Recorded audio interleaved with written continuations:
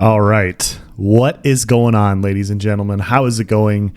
I am Is There No One Else? And in today's video, we are going to do a Stamina Necromancer guide for update 35 for PvP. Now, why is this a guide and not a build? Well, things are changing a lot. Currently, we have a new patch. People are trying to feel out what the meta is going to be for their individual classes. We always, over here, we adapt to the meta and we figure things out. And on top of that, we have a very strong set that is getting adjusted next week, and we don't know where that's going to lie. And so I would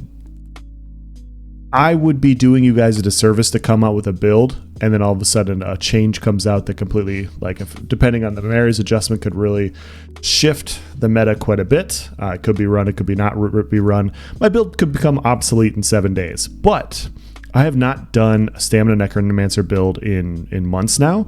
I have not gone through what I've been running. I wanted to give you guys options, ideas, to show you guys what I'm looking at, the routes that I'm going to go, because there are some things that will stay the same because I've tested a lot. It's just what I like. And there are some things that will get adjusted. And so I wanted to go through all those for you guys to give you guys kind of some help if you guys wanted to, play more Stamina Necromancer in general. So with that being said, guys, let's dive into it.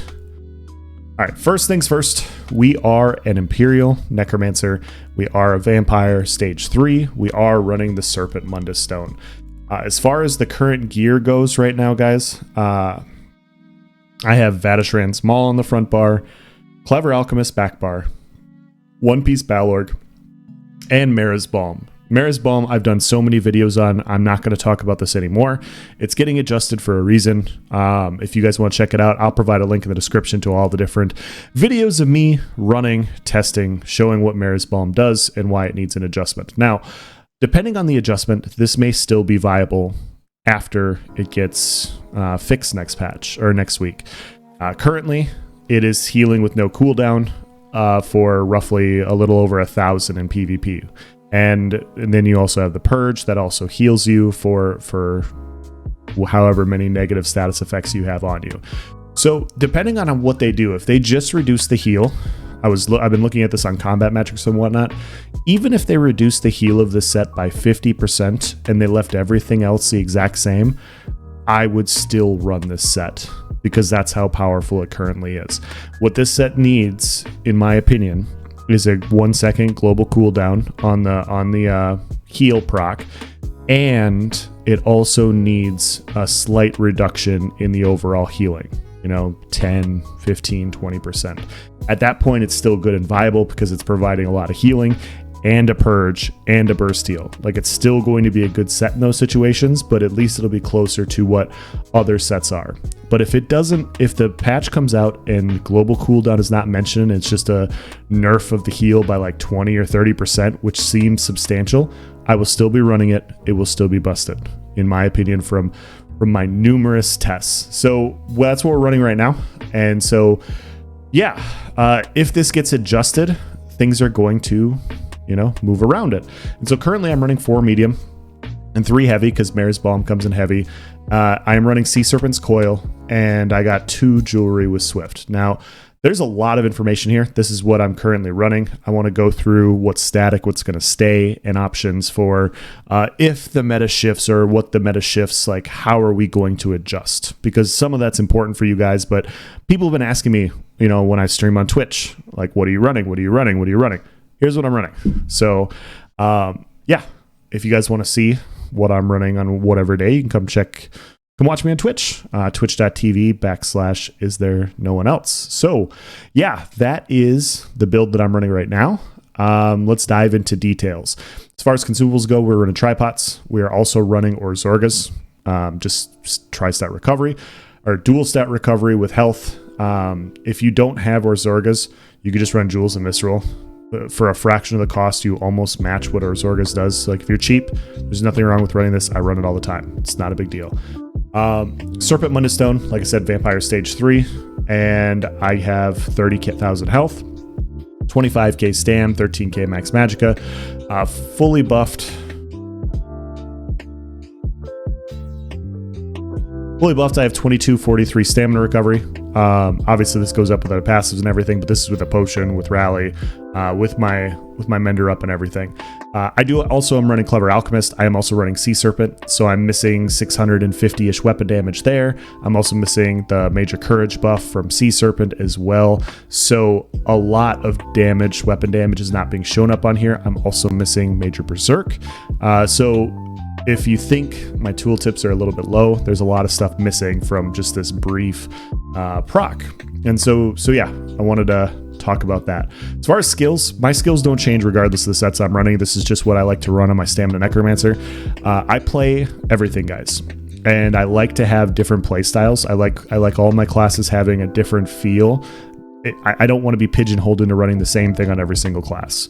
And so although hybridization is great, I have nothing against hybridization. I still just like running stamina and magicka based playstyles. That's just who I am. There's nothing wrong with hybridization. It's often better in most situations. We are running some magicka based heals and everything, so this is more hybridized than normal. But that's why I'm running Sword and Board. That's why I'm running 2H. I like to build more into stamina. It's not the most optimal in most situations, but it's what I like. And you got to play what you like. And with that being said, despite us liking it, we're still going to try and get the best form of what we like. So we're going to run Executioner. I got Summoner's Armor on the front bar, Rally, Blast Bones, D-Swing, and Dawnbreaker of Smiting. Now, I still think Dawnbreaker Smiting is the best way to go. D-Swing, Blast Bones into Dawnbreaker just deletes most people in PvP. Even this patch, I still don't have a problem killing most people. I will have to make some adjustments if we get tankier and tankier, which is what we will get if more and more people are running Mare's Balm. But overall, this is a very, very bursty setup, and it's a tried and true method to eat your opponents. Now, people ask oftentimes, like, hey, why not run Scythe? Scythe is a great skill. This is a fantastic skill. If I was running in a 2 or 3 man group, I would absolutely run Scythe. I don't have enough burst solo running Scythe. I just don't. It's not nearly as much damage. Look at like on buff 55-56. Dizzying Swing is 85-50. That is a substantial amount of damage that I'm missing out on a burst combination. If you're running some sort of harmony build and everything, where you're running status effects and you're running a cold overload and everything, I totally get it, but I am not doing any of those things. I'm just running the most burst damage possible, and that's why I'm running D-Swing, Blast Bones, Dawnbreaker, Smiting. And so this is still the best burst. It's not a great skill by any means, but because Venom Skull is not very good, because Ruinous Sight doesn't do as much damage, this is the best of what we got. This is what we got. So yeah, we got Rally and then Executioner. There's really no other discussions here. I am running other Magicka skills. Obviously, if you can sustain the Magicka Blast Bones, that would be a great option. I cannot, and so I run the Stamina option. Just that's the only other real thing to talk about there. I run Sword and Board back bar, mainly for Spell Wall. I've killed so many people using Toxic Barrage with Spell Wall. It's just invaluable. You're fighting an open field, all of a sudden you get caught. You think you're fighting 3 people, all of a sudden there's 3 snipers in stealth. You pop a Spell Wall, all of a sudden they start killing themselves. It's a good feeling. It allows you to get recenter and refocus fights. This is part of the reason why I don't run a Frost Staff back bar and weave that. Spell Wall's still just insanely good. It's just really, really good. The other reason I run Sword and Board back bar is Pierce Armor. Now, even now more so than ever, people will run Ellie Drain, or they'll run Caltrops or something like that, and those are good skills. I'm not saying that they're not. They definitely are. But this will give me more single target punch than those, because this gives me major and minor breach. So not only do I get major, like all the other skills, I also get minor. So I get another 3,000 pen when I run Pierce Armor. It's also extremely cheap. It's really easy to use. Some people don't like it. I really love it for dishing out more damage on high priority targets. I like to run more single target style builds, as you guys can tell. It's just what I like, and so that's what I'm going to run. And so especially in a tankier meta, you need to try and squeeze out as much damage as possible. Pierce Armor is a way to modify and amplify all of your other skills, because you get major and minor breach. Spirit Guardian. You can go back and forth between the two. You can go Mender, you can go Guardian. The thing is, because I'm running Race Against Time and because I'm running Resistant Flesh, I opt for the one that lasts longer. The heal isn't bad. but I would take the 10% in general over the other one. But yeah, you can run either one. This is a little bit easier to maintain. Lots of mitigation, lots of tankiness, which is really nice. And yeah, like I said, it's just easier to maintain. Race Against Time, this is my snare removal, and this is my major expedition. Now, some people will ask, and I've gone through this before, they'll ask, hey, why aren't you running Elude? Well, Elude is fantastic. It is a great skill. I'm not saying that it's not. It's just, I build in a lot of block mitigation, like being able to block a lot, and so being able to mitigate AoE damage to me isn't nearly as important as having major expedition on demand when I want it. Because I'm running Sea Serpents Coil, there's often times where it'll proc on me because I have a dot, I heal myself to full, I'm chasing after somebody. Well, if they're on the defensive and they're running away, I cannot catch them if my Elude doesn't proc. Whereas with Race Against Time, I have the option to get into major evasion and chase them down. And so that's one of the reasons. Obviously, the snare removal is really nice as well. Sometimes you get locked in talons a lot in a lot of fights. It allows you to have speed when you're using Spell Wall. It allows you to be kind of fast when you're running Sword and Board and all those other sorts of things. Very, very important in my opinion. I think it's better than Shuffle. I think it's better than Elude, but you can, you can run any of those skills if you guys want. It's your class, it's your character, it's your build. You can do what you want. But oftentimes I found like somebody puts down Caltrops, so they put down a big ground AoE dot that snares. And even with Shuffle or something like that, I can't get out of the circle oftentimes before I have to cast it again. And this drains my magicka instead of my stamina. And, because of Necromancer, I have a pretty good magic recovery pool. And on top of all of this entire explanation, this also gives minor force. So this also, double dips as more damage. And so when one of my big daddy D-Swing, Blastbone, Dawnbreakers hit and it crits, I'm going to crit for 10% more. And this is a burst patch. It is a burst meta, and squeezing out more burst is valuable. Now, if you want to, like I said, if you want to run the other skills, you're more than inclined to. If you can't sustain it, that's more than fine. I can, so I do. Resistant Flesh. I used to run Immortal Coil, or Mortal Coil as, the normal people call it, but Mortal Coil is a fantastic skill. It's free. It heals you for a lot, it restores magic and stamina. It's awesome. But in a bursty meta like we had last patch, and, when you run across, right now, Nightblades are good. And because Nightblades are good, you are going to take a lot of burst damage. And so it's really nice when you're fighting outnumbered to have a heal that not only can top you off and get you back to full to proc your Sea Serpent so you can go offensive and all those other sorts of things. This also gives you resistances for half of the amount that you heal for. Now, I've been healed for 14, 15k in PvP with this skill. So that means for 3 seconds, I get 7,500 more resistances. So it is a very, very valuable skill for that reason. So all of a sudden, if you get dogpiled on and you take a bunch of burst damage, you hit this once and you get that big heal, you're going to be a lot more tanky. Not only are you topped off, you're now more tanky, and that allows you to get to your front bar. The big thing about Necromancer is it's a very slow class. A lot of the reason people don't like it is because it's slow. Blastbones is drunk. Things take time. And because these things take time, if you run a squishier build, you often find yourself having to go to your back bar, and you don't have a lot of fun on a Necromancer in those situations. Like, you don't see a ton of solo Necromancers running around for that reason, because it's tough sometimes to get to your front bar. So this allows you to get to your front bar, and that's nice for that reason. Resolving Vigor, obviously, it's gotten better. But yeah, that's why we're running the Sword and Board back bar. That's why we're running that. CP doesn't matter a ton, but we can go into it really quickly, and I can go to set options. I'm going to adjust these. I'm probably going to take both these out, Unassailable and Duelist Rebuff, and I'm going to go in offensive. But right now I have Mastered Arms, direct damage. I also have this Wrathful Strikes, 41 weapon and spell damage to your damaging abilities per stage, so it's 205 weapon and spell damage. This applies to everything. We have some single target, we have some AoE, so this is nice for both of those. So we got those two offensive ones. We have these two, the defensive ones, just a rounded out kit. But I think I would go into single target and AoE in general, or I would add more crit damage. I'm not exactly sure which is the best one. Also running Survival Instincts, Slippery, and we are in here with Sustained by Suffering and we are running celerity because we are running Sea Serpents Coil. So that's the CP layout over here. Doesn't matter a whole lot. You guys don't need to see that. So that's the skill and CP layout that's more or less static. Like this stays the same for me regardless of the sets I'm running. As far as the sets go, we're sky's the limit here. Like I'm not exactly sure. I wanted to provide some options for you guys. What I was running last patch is instead of running Mara's Balm, I was actually running Ethereal Ascension. Now I've shown this before. I think this is a great set. Like when gank damage is really high and you have gankers coming out of stealth when you're trying to 1vx, it's a huge pain in the ass.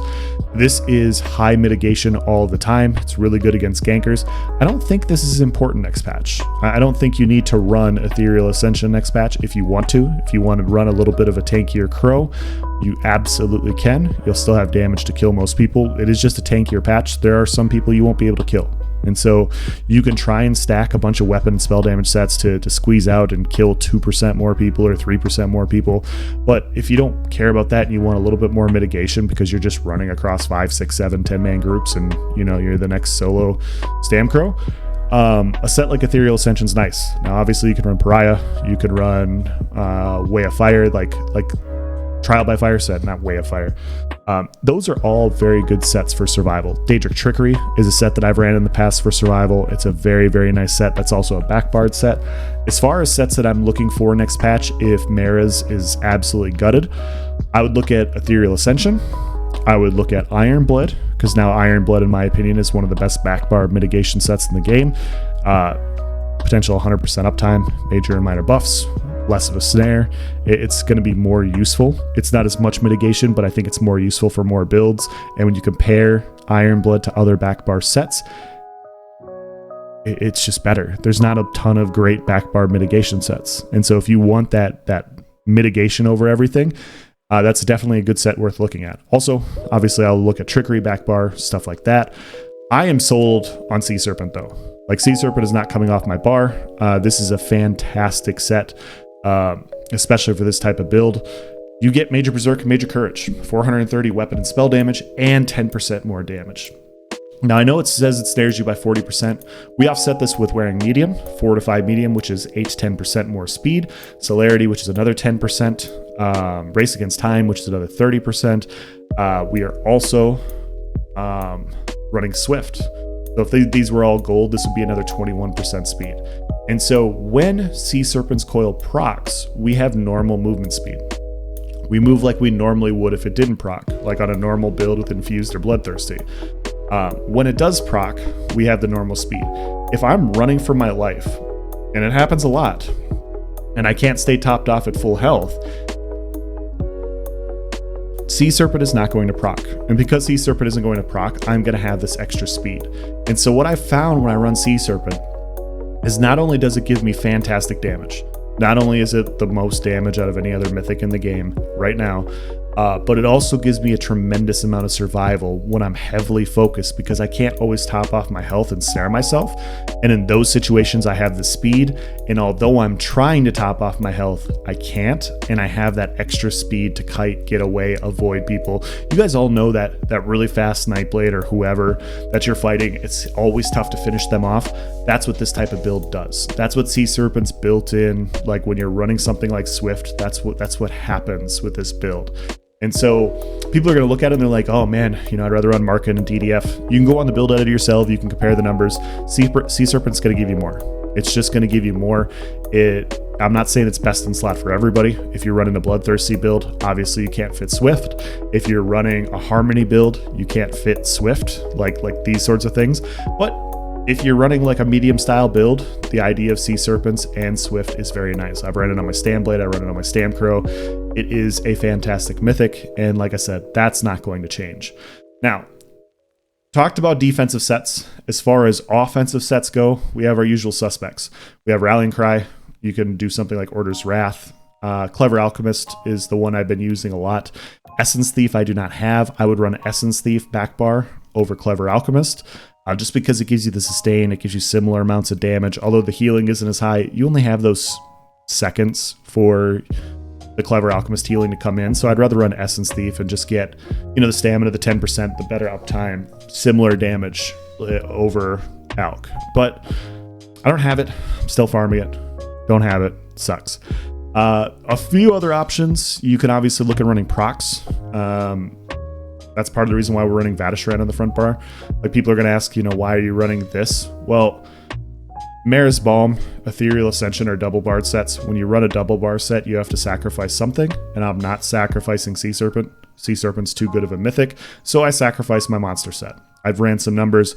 In order for Balorg to get close to Sea Serpent, like, you really need to be stacking ult 200, 250 plus ult in order to get where it's at. And I'm never really stacking Balorg like that, and I'd rather have just more consistent damage with Sea Serpent in that situation. So I run Sea Serpent for that reason. So yeah, that's why we're not running a monster set. And because we're not running a monster set, we can fit a specialty weapon. Vatashran gives you weapon and spell damage. You get up to 300 weapon damage. That scales with your major, brutality, whatever. Like, this allows you to heal for more. This allows your damage to hit for more. So this is arguably the best 2H that you can run if you run a build kind of like this. It's also small proc. It's not the best proc in the world, but we're running it more for the weapon and spell damage. But even though it's a little itty bitty baby proc, it does get things done. It's 5k. I think it shoots up to like 8k in PvP with my pen, everything else that I have. I hit people for like 2 to 3k with this, if I remember correctly. So 2 to 3k isn't a ton, but if you think about like a 30k health target, if you hit him with a 7k D swing, and you hit him with a 2 to 3k enchant, and you hit him with a 3k Vatashran 2H, now all of a sudden that's 13k damage done. Blastbones hits for another 8k, that's 21k. They have 9k health left. They're in execute range. It's just that little bit extra to step people over into the execute range. So it's nice for that reason, but more often than not, we're just stacking it for the weapon damage. There's not many great two-handed options. This is probably the best one. And so yeah, because we're sacrificing a monster set for a mythic, that's why we're doing that there. And so yeah, this gives me a lot of damage, it gives me a lot of speed, it gives me a lot of mobility, it gives me a lot of survivability. I've tested a lot of different things. This is what I like, this is what I found to be most effective. I'm not saying it's best for this patch, that's why I'm going through options. I'm also going to be looking at running Red Mountain front bar.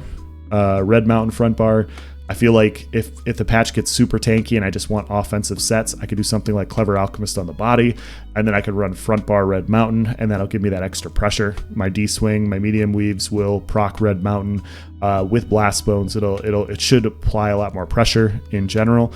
That's what I'm looking at. Also, I've also been toying around with the idea of running more Colden for more pressure.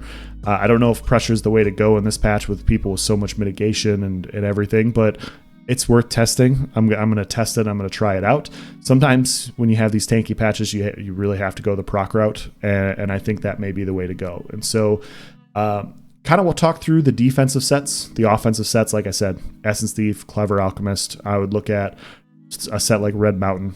Way of Fire is another one worth kind of looking at. More Colden is one worth looking at, just because you can backbar it. Like, you could still backbar more Colden, and then you could front bar the Vatashran 2H and, still stack this 300 weapon and spell damage, and then have a proc. And so, I don't know. There's a lot of options there. There's some stuff I still need to test. But yeah, that's the overall idea for the play style. We are mobile. We are very fast. Even with Sword and Board, we have a lot of mitigation and survival with or without Mara's Balm. I mean, I've been running this.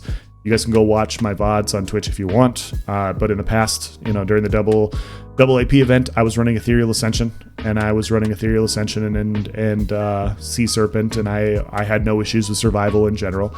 And then I took it off and I put on, this dandy set.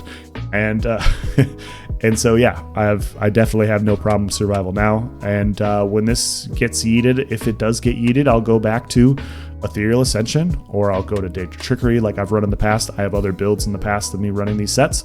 But yeah, this is what I like. These are my choices that I made. Hopefully this was informational for you guys. Hopefully you guys have some ideas for your own specific builds on what you're going to do. Not exactly sure if I'm going to go, like I said, I'm not sure if I'm going to go double damage and run the defensive CP, or if I'm going to run a defensive set and run all offensive CP with one offensive set. That's what has to be tested. but so much is changing that wouldn't come out for another 2 weeks, and a lot of you guys want information now. And so here you go. Here you go, guys. Hopefully this helps. Thank you for watching. Have a nice day.